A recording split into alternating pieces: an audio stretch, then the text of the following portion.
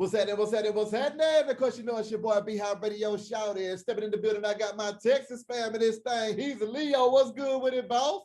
Yeah, yo, glad to be here, man. Man, glad to have you off in this thing, Heezy. Now, Heezy. I know you UGK for life and Trill Gang and all of that good stuff, man. Break down how you became a part of the squad and just your whole affiliation. Okay, I was an independent artist taking care of my business on the grind, and I bumped into Pimp brother-in-law, Riley B. And he introduced me to Pimp Mom. Once me and Pimp Mom started kicking it, we engaged on her doing my management. So prior to Pimp coming home, she was doing some management for me, introducing me to key figures like Greg Street, different players in Houston and stuff like that. And we was moving around doing a bunch of hole in the walls. So when he came home, I didn't even know he was intending to start a label, but he let me know that's what he was intending to do. And I was like the third person on the roster. And I think more of my loyalty earned me my spot. You know what I mean? When it comes to dealing with Mama West, man, during that time when the Pimp was locked up and you were able to meet up with her, what was y'all relationship like when you engaged her about some management stuff, man? I was surprised because, you know, I was a local artist in PA and I never knew she was even involved with the whole thing with Pimp and Bun.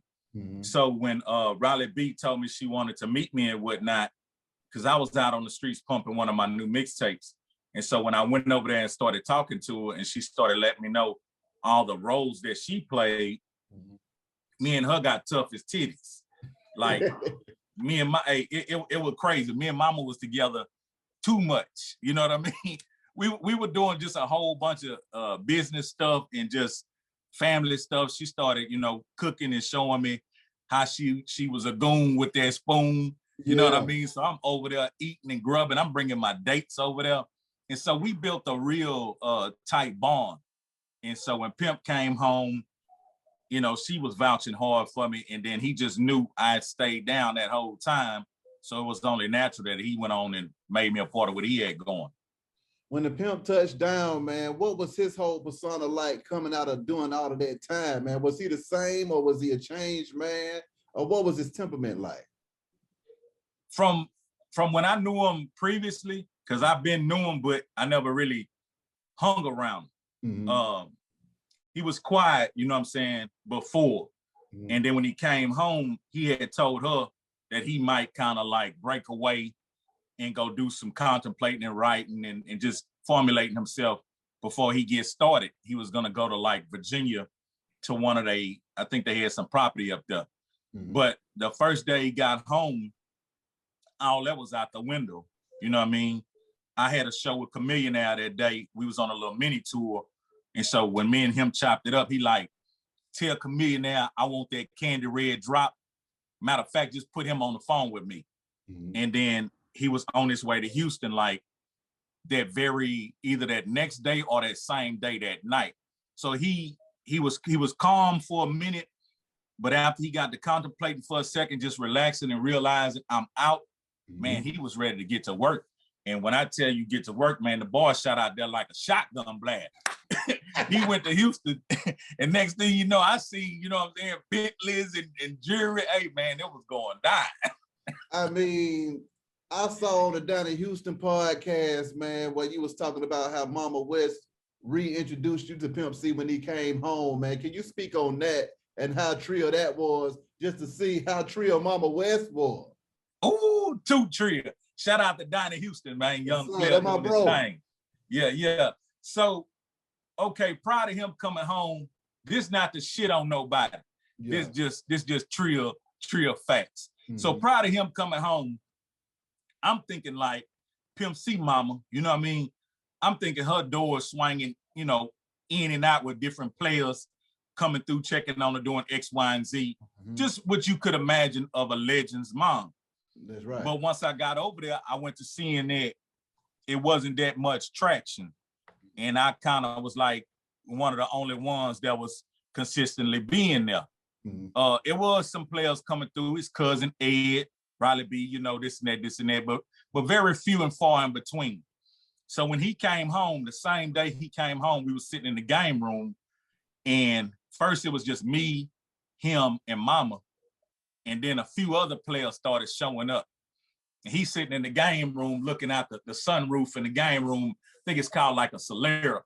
And he just chilling, and all these people come in, players that he know, his partners and whatnot, and some stragglers, you know, just trying to get in where they fit in. You know what I mean? So they go to hooping it up, and they just celebrating them, you know what I'm saying? And Mama just, excuse me, my angel precious baby. She walked in. She said, I don't mean to interrupt, but she say, that one right there, Chad, I ain't seen him in years. She say, that one right there, I don't even know him. And she said, that one right there probably came over while you was locked up once or twice. And then she put her hand on my shoulder. She say, but my big angel, precious baby Heezy, he been right here with your mama the whole time. Now y'all carry on, and walked off. My God, my God. What did Pimp say? What did the Pimp have to say when he realized that you had been holding Mama down for so long? Man, while it was just me and him, because I was like gathering different gifts and different things that people wanted to give him, you know, once he had arrived. So when I walked in and sat the bag down and told him, you know, what it was, he gave me a brotherly embrace and told me he really appreciated me. And he just told me, like, man, we finna do this here, my nigga. We finna get filthy rich. Yeah. And like I've said in different interviews, just that inclusion, it felt like I had then made it already.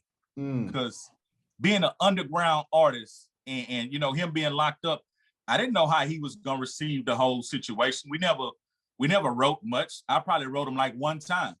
I never tried to build no fake ass relationship. I never tried to do anything forced. While I was there with Mama, it became like family, and not saying I was obligated, but I'm a real nigga. I got a little brother that was locked up a whole lot of years, and I know how it is. So him being the only child, when she needed me, I was an entrepreneur type dude. I was available. I'm like, what's up, Mom? You know, it wasn't even music business sometimes. It was grocery store rides. It was whatever. But I had that love for her like that to where it was nothing. We did that. So when she laced them up with this, how this nigga was rocking, shit, the nigga just embraced me like heavy. Hard.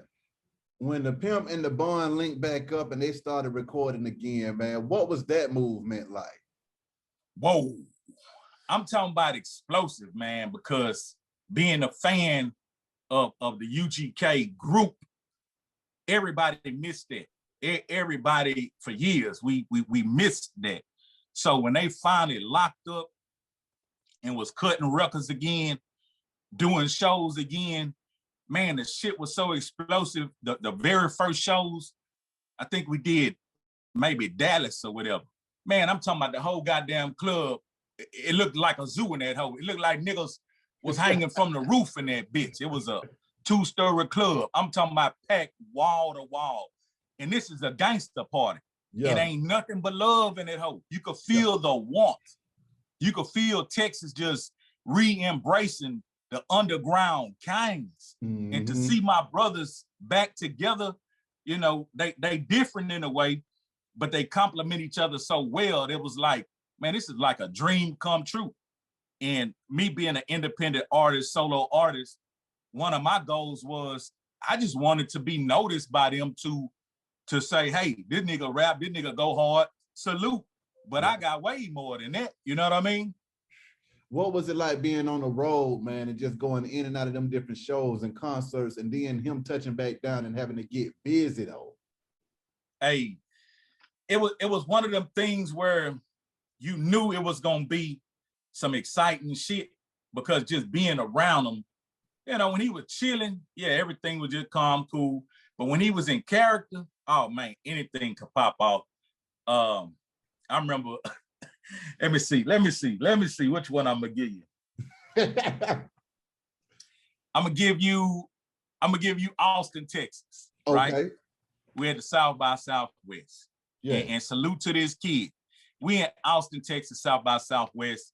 I opened for Pimp and Bun, and then me and my partner, Big Bug, we hit the crowd. We go to grind and pushing the products. I was over the merchandise. So I had access to a product that he hosted for me called Block Stars.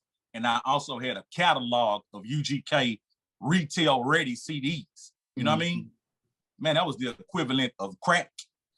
Straight business. So we out there pushing the line, and two youngsters walks up on Pimp, and they trying to present some music and whatnot. But one of the youngsters kind of shy, and the other one, he excited. This is their opportunity. And Pimp back there by the Bentley, and you know, the other folks in the alley chilling, boom, boom, boom. And so somehow one of the dudes was representing for the other too much. And Pimp was like, man, let him talk for himself. So long story short, Pimp got them diamonds on and that diamond bracelet on, and he talking to the youngster. He like, man, let him represent himself, man. Why you keep butting in? And so the youngster like, man, I'm just trying to. And so while the youngster throwing his hands up, talking with his hands, Pimp doing this here, and all of a sudden, bam, their hands collide. And so Pimp holler, don't touch me, bitch. You know what I'm saying? So now this shit then turned into some bullshit, you know what I mean?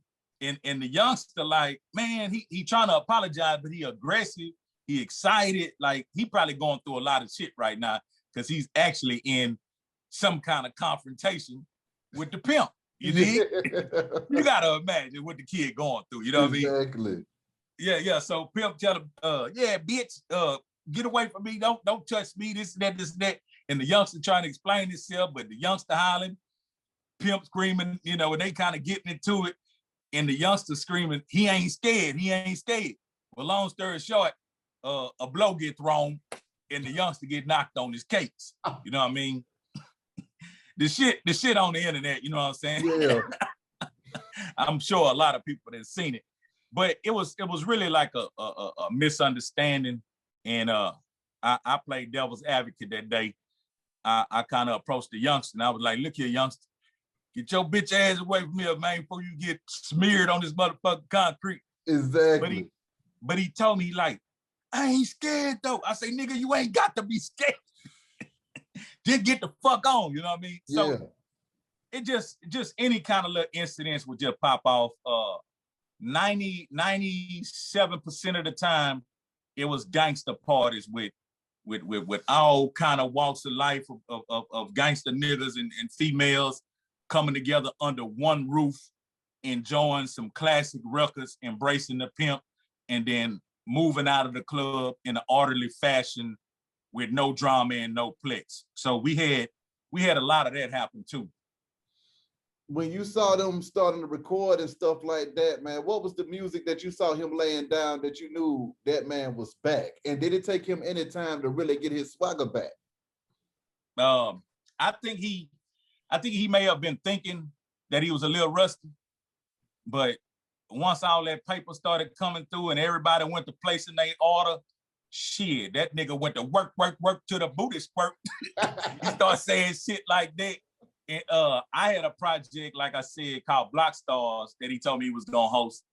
And he was so busy doing all these features and his personal stuff, his solo stuff, and then doing stuff with Bun. We used to record at Corey Mo's spot a lot.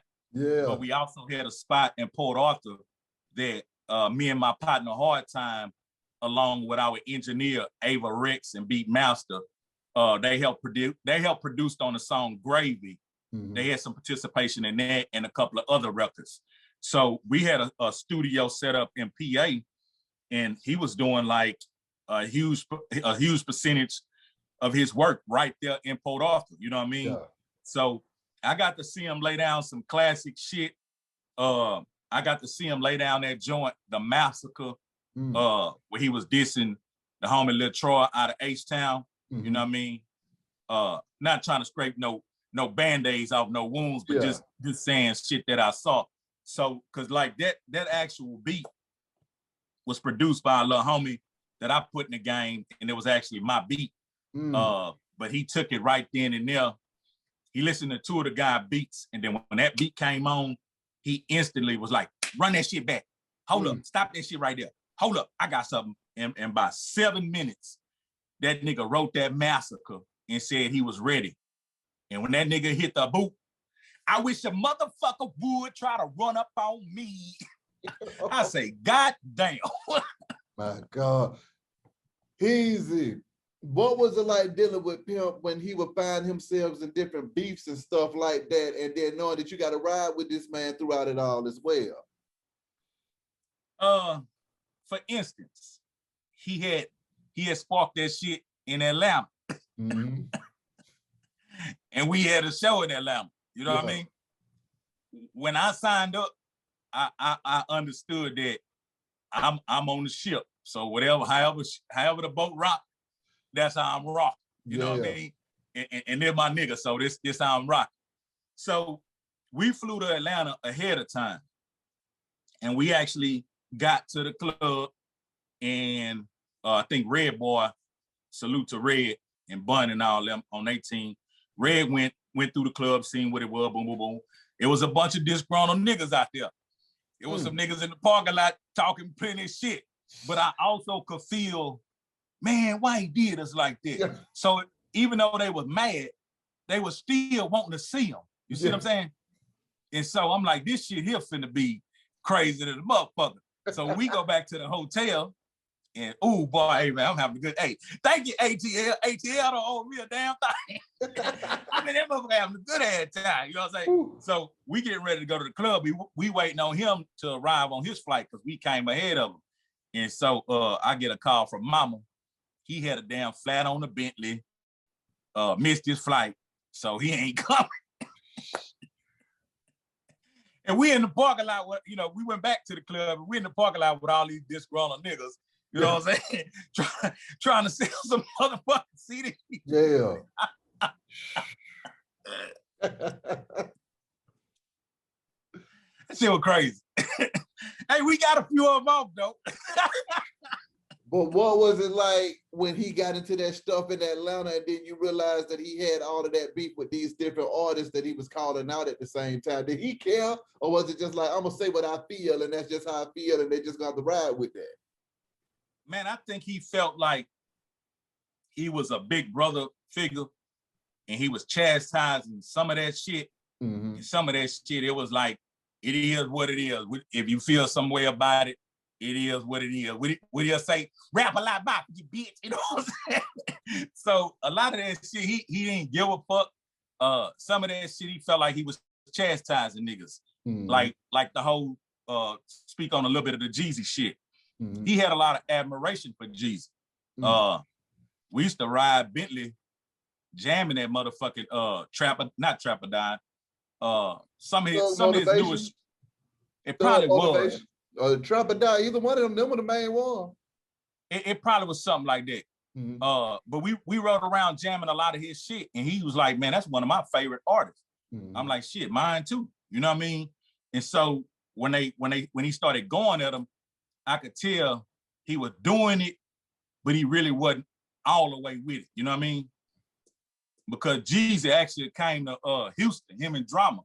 Mm-hmm. They come to Houston with a big ass show in the midst of while that shit was going on. Mm-hmm. And we was up in the VIP, you know what I'm saying?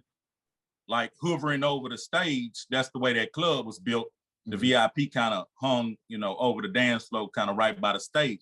Yeah. And so when Jeezy came in, he pulled his hoodie off, but he started the show with 17.5, nigga, yeah, I said it. 17.5, nigga, yeah, I meant it. Damn. Yeah. And so he pulled his hood off, and Houston showed him mad motherfucking love. Last time I seen love like that was at a Nelly show, when them hoes was going crazy over Nelly. Them hoes screamed so loud they sounded like some fucking whales. Nah, but the nigga Jeezy took his shit off, and he looked up and he looked around, and that nigga seen Pimp. He rocked that motherfucker and got the fuck about that bitch. Answer me this, Heezy. What was the difference between Chad Butler and Pimp C, man? Oh my shit. I would have to say Chad Butler was a very compassionate, thoughtful, loving dude. Like, you know, quiet, respected, you know, others, and cared a lot about others' circumstances and situations. He was a very resourceful person. Like, if he seen somebody who could use a little boost, if he could do something for him, he would do it. He was very giving, you know what I mean? And just a great quality young man. Pimp C, on the other hand, I would have to think that was the character. And that character was very charismatic, used a lot of shock value, and was, like he said, a red hot flame in the city. You know what I mean? He was doing it, my nigga. Like, he was talking about the hot whips. He was talking about the hot girls. He was talking about the paper and the streets and what comes with the streets. And I think that would be the difference between the Pimp C and the Chad Butler. But I spent a lot of time with both. Mm-hmm. When I seen him in Pimp C character, I knew to kind of like get the fuck away from him. You know what I mean?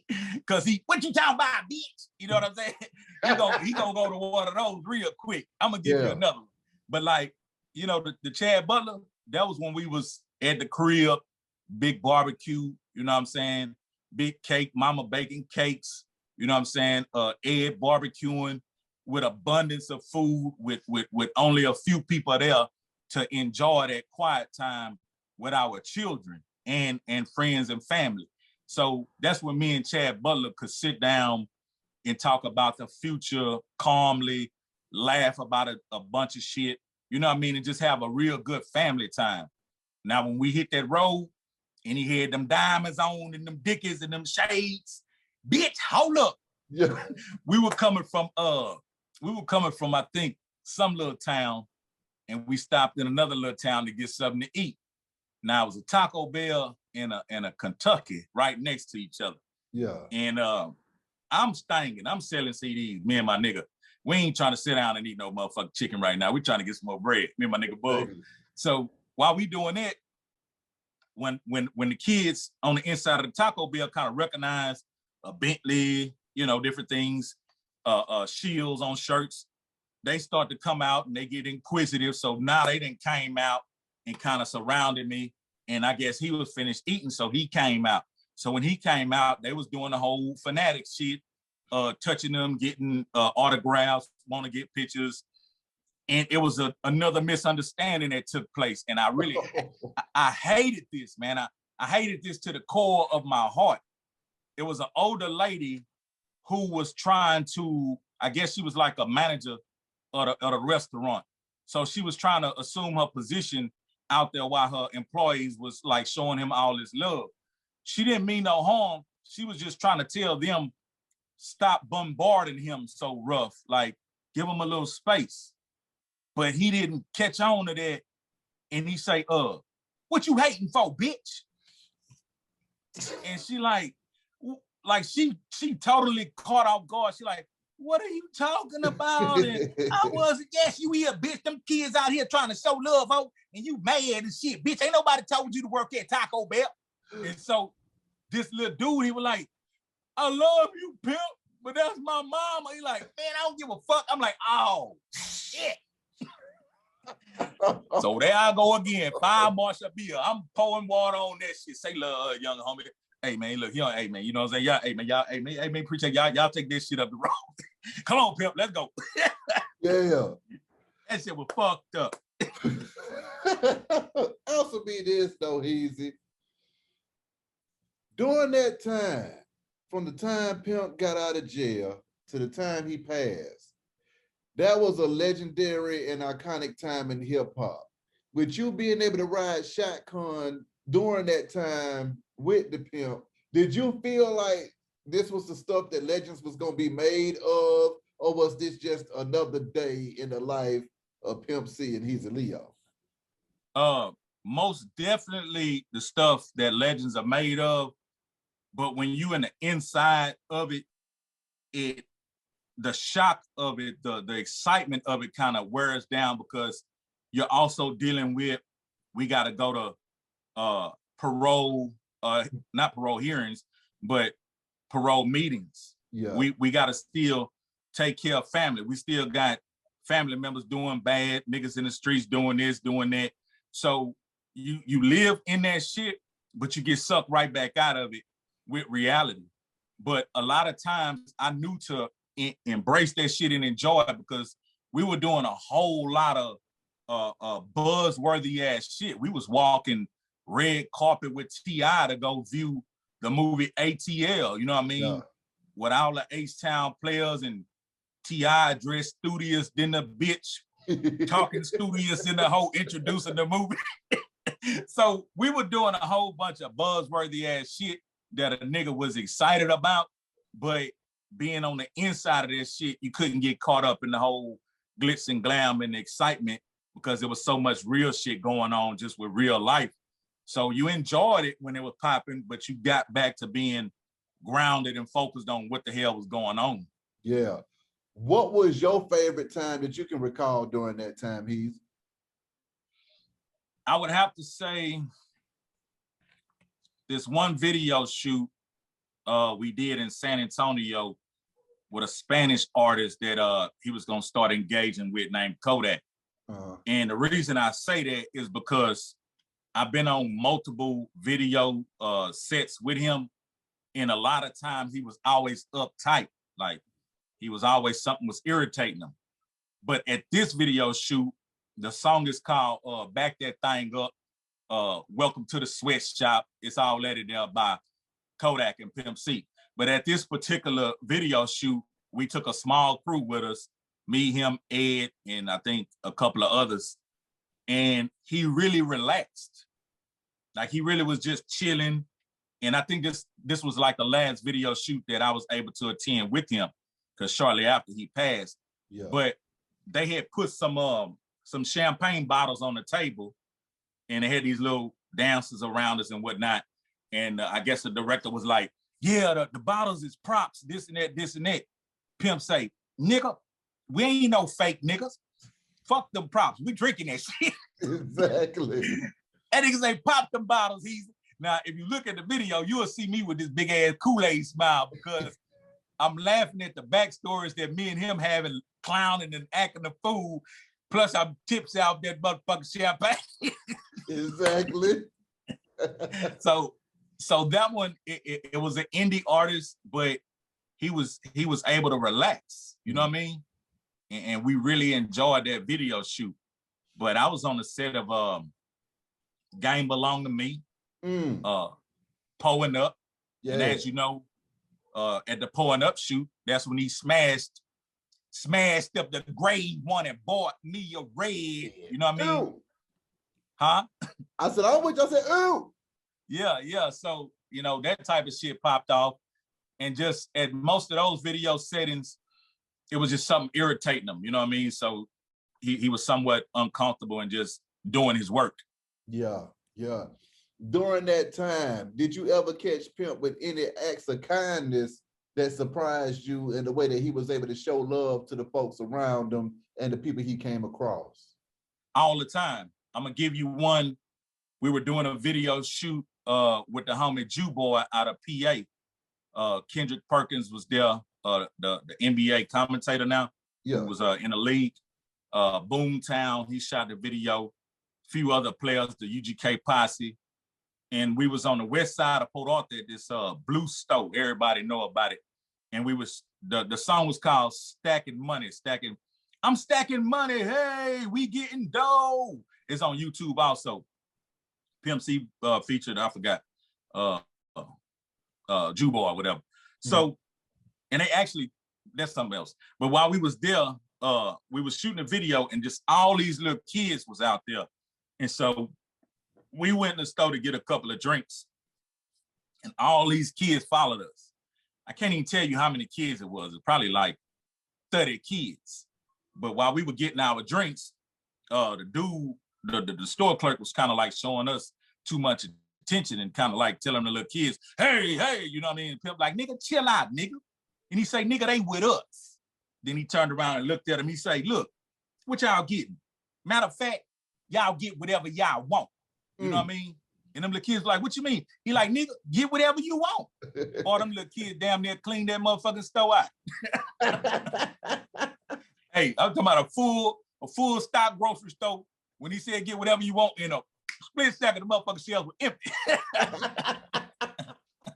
and another time, like, we would be going to do a show, and he like, you got some new shoes or something? I'm like, nah, I don't need no new shoes. I already got. He like, nah, nigga, get some new shoes. Every time we go do something, get something new. Yeah. So he bought me some J's and shit one day, and he bought himself a pair of J's, and we was in Beaumont, Parkdale Mall, and we coming out of the mall, and he would go to the young homies who got the urban stores and whatnot. He would go spend bread with them. You know what I mean? And he ain't want no discounts, and he buy a bunch of shit. Yeah. So we coming out of the store, and he got some J's, I got my J's, and we see a mutual friend that, you know, back in the day, my family and his family had a little, you know what I'm saying, situation. And I'm talking about some heavy shit. Yeah. So I don't know how to really approach the situation because he just got out, and I ain't seen him in a while, and I don't know how he coming. But Pimp walked up to him, and he looked at me kind of like shaking his head, like, don't worry about that. And so Pimp like, man, what's up, man? You good? Boom, boom, boom. He like, yeah, man, I just got out, this, that. And so Pimp just handed the nigga his J's. Like, what size you wear? Here. He just gave him his J's, reached in his pocket, boom, boom, boom, peeled them out. Pimp was on some real doing some God type work, man. Yeah. He was reaching, grabbing artists that didn't have no buzz no more, trying to breathe some life back into them. The UGK posse consisted of almost 8 niggas that was half-ass known. He was trying to breathe life into us. Yeah. R.I.P. the Vicious. Yeah. R.I.P. the I Repeat, you know? So he was trying to breathe life into all kind of people. If he had to use his finances, he did that. If he had to use his endorsement, he did that. He was just a one-of-a-kind type dude that I just don't see these days no more. I know they might exist, but I ain't ran into them. Yeah, yeah. During that time, were there any times where you were like, okay, this shit is getting too thick out here. I'm out here trying to work. We're trying to make it do what it's supposed to, but Pimp, it's getting thick in this place right now. I can't say, like, it never, like, I never was uncomfortable. Like, you know, I come from the streets of PA. Like, I come from the short Texas. I come from the fighting in the streets, the wars, the shootouts, escaped prison, almost caught a, you know, accessory to murder. Like, so my environment was that. So I never was anywhere where I felt like, oh shit, you know, it was like, whatever. If we gonna go out, we gonna go out. Yeah. And it was plenty times where I was putting fires out because I knew if he was like knocked off his stoop again, like getting jammed and getting arrested, he'd be gone. And then our whole movement would be dead in the water again.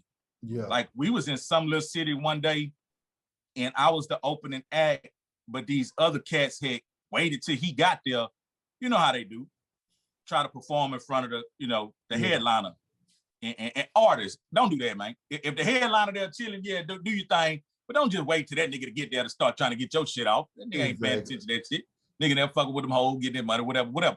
So I did, I was waiting on them, they were performing, and I had no thought of cut they show.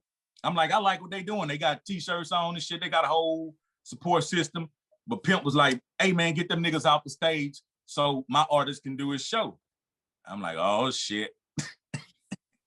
So the DJ, you know, on some bullshit, DJ shut them niggas down. Oh well, that was such and such song from love. And them niggas like, what? You know what I'm saying? So them niggas get off the stage and shit. Make a long story short, I jump on the stage, do my shit, boom, boom, boom. Hey, y'all ready to see Pimp C? Put your motherfucking hands up, boom, boom, boom, boom. So everybody like ready. He come on, he do his show. But when he come on from the right of the stage small. He bringing on bodyguards, a couple more people, and Ed, the cameraman. So I exit to the left of the stage, and I'm like, I'm gonna just enjoy my nigga show. So I stand in front of the stage a little bit, and I'm looking at the show, but I ain't really looking at who behind me and whatnot. And so while I'm standing there, I feel a nigga bump me in the back of the head with a Grey Goose bottle. So I turn around, like, looking to see if the nigga gonna say, excuse me. Nigga looked at me like, fuck you, nigga. You know what I mean? so I'm courteous. I stepped to the side, like, let me get out this nigga way. You know what I mean? Yeah. And so the nigga did it again, and the nigga did it kind of like, hold on. The nigga was like, boop. Man, I turned around and say, nigga. And come to find out, it was all them niggas with them shirts on. I say, look out, my nigga, I ain't had shit to do with my nigga cutting your show. Y'all niggas shouldn't have tried to perform, you know what I'm saying, when my nigga got you. Yeah. But if I would have reacted like I normally would react, that would have sunk our battleship because nobody know me. Yeah. They would be Pimp C show, Pimp C fight, shut down club, arrested, you know. Yeah. So a lot of times I had to take the high road on a lot of just the intimate shit when we was at different hole in the walls and different shit like that. Exactly. When that money started flowing, was Pimp concerned about how to get that UGK record show on the road, or was it a case of where he would get so much love that it was just gonna be a sure thing and it was just all gravy? How did he get his motion back after coming back out of jail? He had a lot of his solo shit booked, but he also had a demand, like, you not getting this UGK shit unless you come with that fire. Yeah. Like back then, one of the highest paid artists around the Third Coast area was Paul Wall. Yeah. And so when Pimp was like, damn, Paul, he wasn't hating. He was like, Paul Wall getting that type of money? Well, shit, I know I'm gonna get this type of money too. Yeah. And then me and Bun combined, shit, that's what we want. So for a while, people were like, damn, that's you know what I'm saying, that's pretty steep. But then I think Dallas was the first people like, shit, come on with it. And they dropped out, and UGK came through that bitch and rocked the fuck out, you know what I mean? And I got to open. So whoever was in Dallas, and I threw my motherfucking UGK hoodie off the stage and you got it, shit, go to my Instagram and say thank you or something. Yo, me, nigga.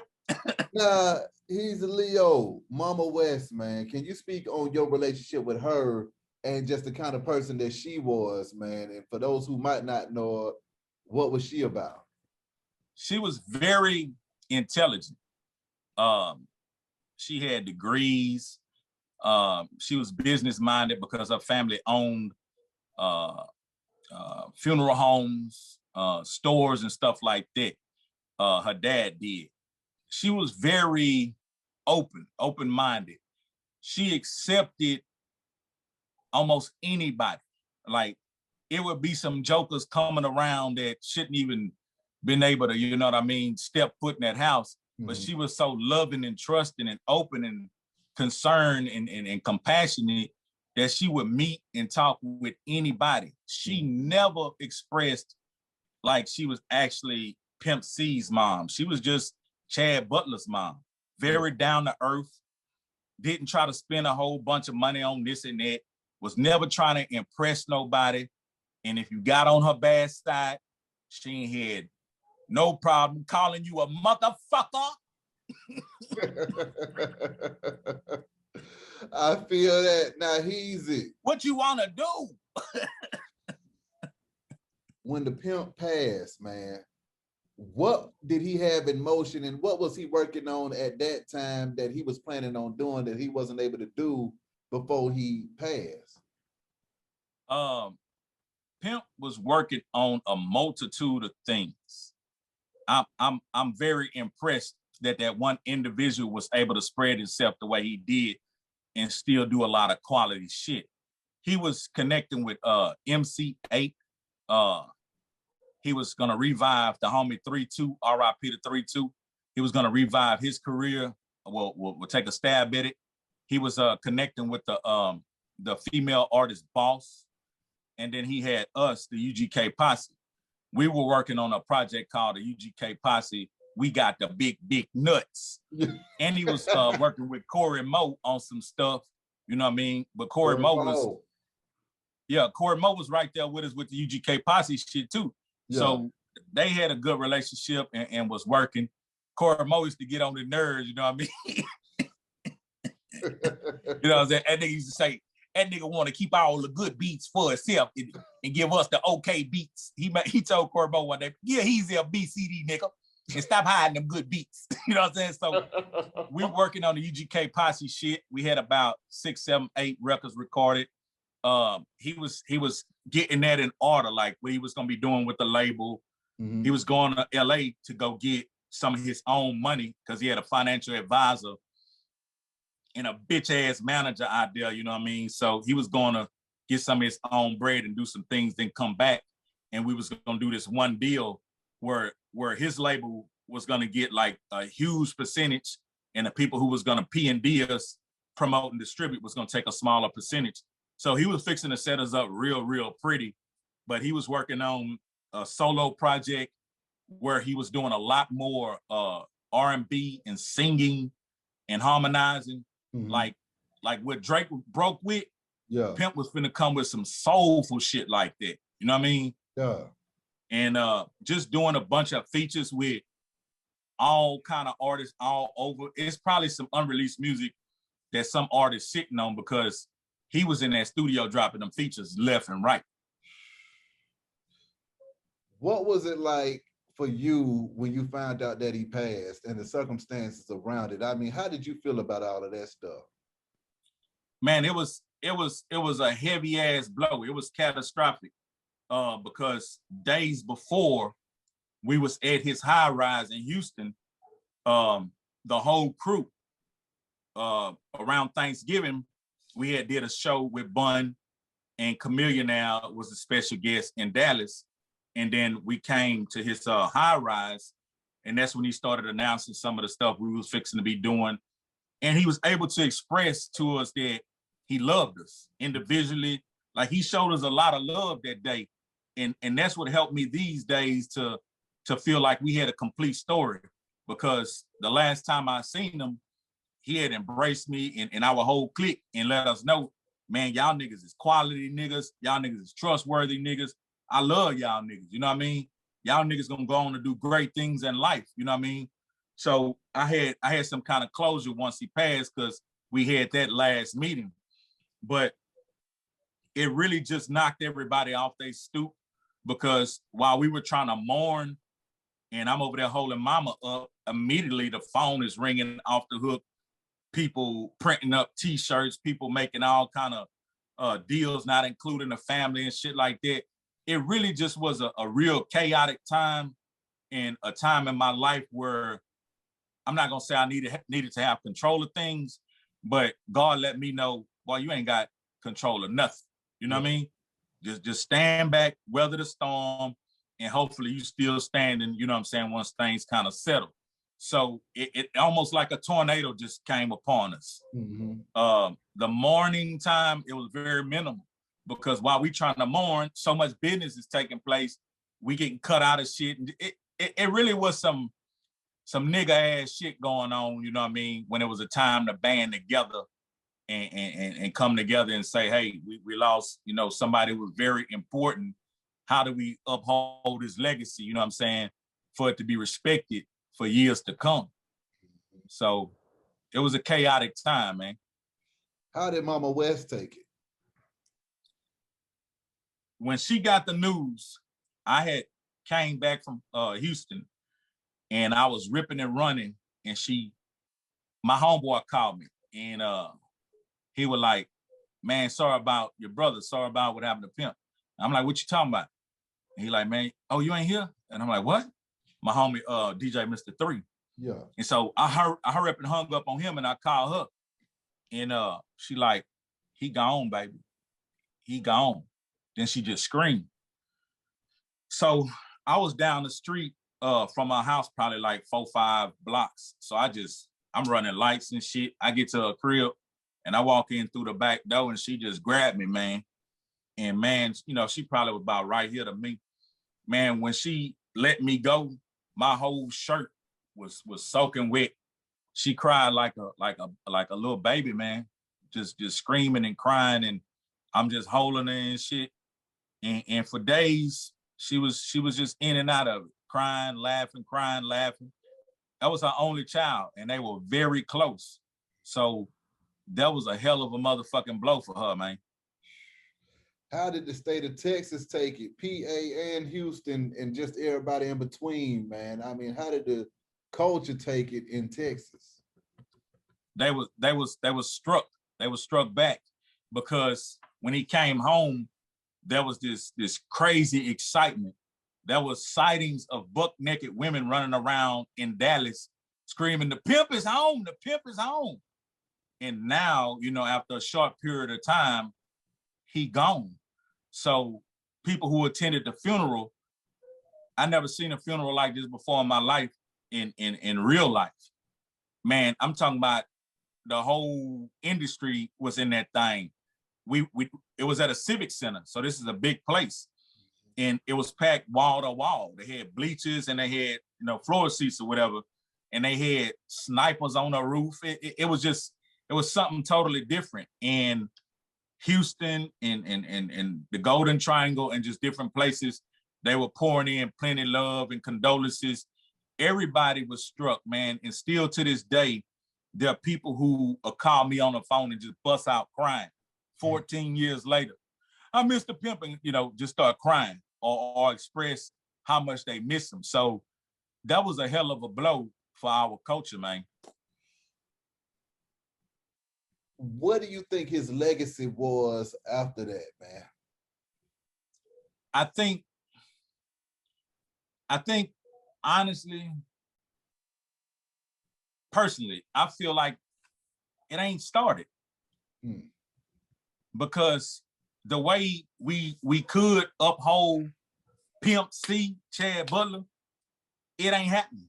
Like, you have a little sprinkle here, sprinkle there, but that's some minor bullshit. This is a major figure in our culture. This is a big pun. This is a Biggie Smalls. This is the South's Tupac. So it should be so many resources wrapped around his legacy that his children should be benefiting for the rest of their lives. And in some reality type shit, just being trill, it's average. But we're talking about Pimp C. That don't match. Average, Pimp C? No, this shit supposed to be incredible. It's supposed to be big foundations, everybody coming together. It's supposed to be street signs in Port Arthur, Texas. You know what I'm saying? Yeah. It's supposed to be celebrations. It's supposed to be all kind of resources and connections made. Look at all the friends he have in the industry. It's supposed to be all these things going on so these children can benefit off this lineage, off this heritage, off this legacy. I hope he forgive me, but I'm gonna tell you some fucked up shit right now. My son and Pimp's son about to go to prison, my nigga. Damn. TDC, these young ass niggas about to go to TDC. And I feel fucked up about that because I tried my best to scrape the scab for resources and do what I do and yell this shit and represent this shit and push this shit respectfully. Now, I don't know, roach shit on some real nigga shit. You know what I mean? But I couldn't say them boys. So these boys finna get a smack on the wrist and see what it's really about. But when they come back, man, I'm gonna work my ass off to accumulate some real resources and some bread to at least give these niggas a fucking stepping stone or something and get their ass off in this game, because that entertainment money, it can't be beat. Once it's broke, it can't be beat. You know what I mean? This other shit with a lack of education, a lack of resources, a lack of connections, man, this shit is minor paid slavery. Yeah. So you talking about a Pimp C child got to go through that type of shit? No. When Mama West passed, how did that hit you? He's knocked my motherfucking head off.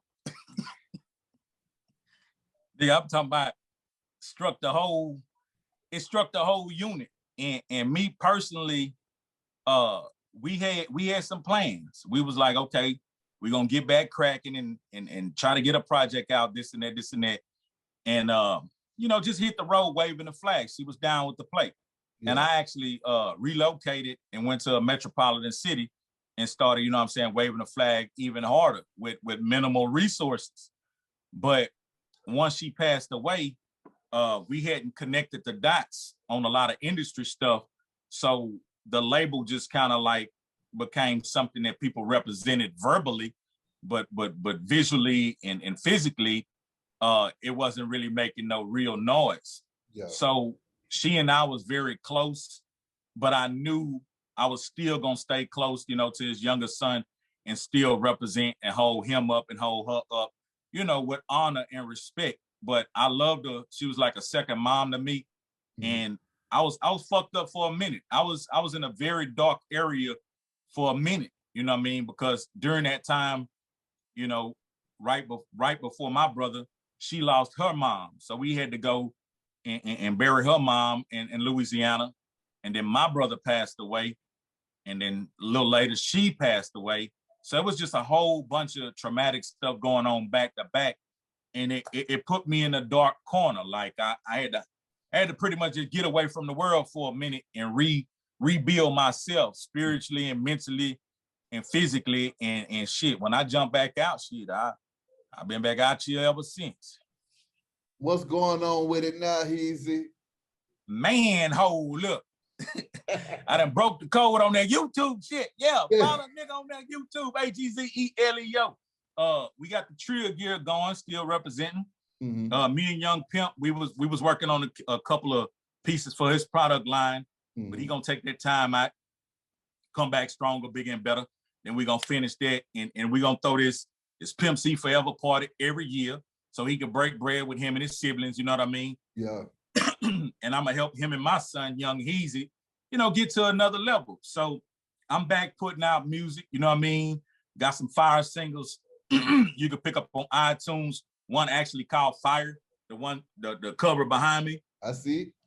Still chopping and come out hard. Just a whole bunch of nice fire ass Texas country rap tune singles. We got the website with the trillgear.biz where you can pick up the hats, the slides, all that there, all the paraphernalia, all the merch, all the custom clothing and all that. And I'm still, you know what I'm saying, connecting with the UGK posse, offering them my platform to tell what I created called Trill Stories. Basically some of the information I gave you about us being out on the road, so they can just have a platform where they can just get days off. So I'm pretty much still in connection with everybody and just moving and grooving. I also started some new business ventures, you know, for myself to sustain myself and my family. So at this point, man, God good. Everything green, my nigga. Everything will go. Break down that Trill Stories podcast. Where can they find it and what you kicking on that thing, Heezy? Basically, what you're going to find on Trill Stories is behind-the-scenes stories from myself about being on the road with Pimp and other UGK posse artists who have these great memories that we share with each other all the time.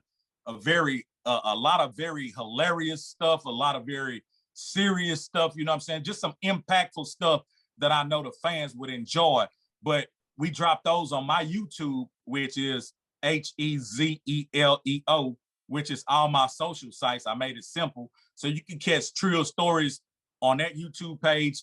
We got about probably 8-9 episodes up right now. And we got more that's coming, man. I can definitely dig it. Lastly, how can these folks contact you? And is there anything you want to get off your chest, Easy? You know what? It's been such a beautiful interview. I ain't really got nothing on my chest. I be getting shit off my chest all the time, so I don't be walking around with no shit. But look, hey, go on that iTunes and all them digital platforms and fool with me. Let me see what happened. I got you. Yeah, I'm back. Yeah. And fool with me on the records. Add me on Instagram at Hezeleo and Facebook, whatever, you know, and go to their website, trillgear.biz. And you know, I don't even want to dig into no bullshit. Like, I actually had some bullshit I was gonna touch, but it ain't even nothing to dig into. Shit, my nigga was a quality, compassionate nigga that took care of his business. And if he wanted to get throwed sometime, he deserved to get throwed. Come on now. Easy. Appreciate your time, boss. Hey, man, I really appreciate being here, man. You got a great thing going. Thank you. And hey, man, I salute you. And hey, I'll see you again soon. Already, man. Take it easy. Be high, ready, go shout it. Easy and Mama West. It is what it is. It's gonna be what it's gonna be. It's gonna do what it's gonna do. Carry on. No, I'm with you.